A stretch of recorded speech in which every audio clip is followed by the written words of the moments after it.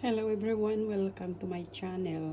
For today's video, show ko sa inyo ang dinner ko ngayon. For my dinner, grilled eggplants, salad with tomatoes, grilled fish, dipping, okra or lady fingers.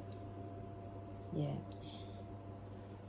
that's for my dinner for today's video. So guys, the best Filipino dish. Yan, ensaladang talong with tomato, spring onion,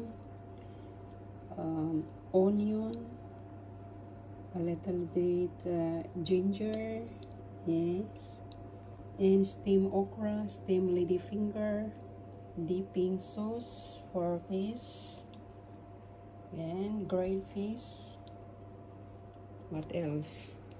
So guys, happy tummy, yummy for tummy for today's video. Best Filipino foods. Yeah. And yeah, so far sarap. Ayan guys, mainit-init pa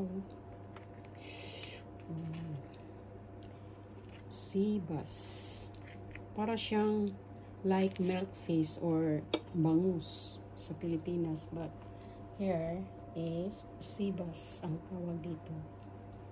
Ayan guys, eggplant salad, grilled eggplant with tomato salad, and for dipping sauce. So guys, thank you for watching. Hope you like this video. Like and share, and please comments below. Thank you and bye bye.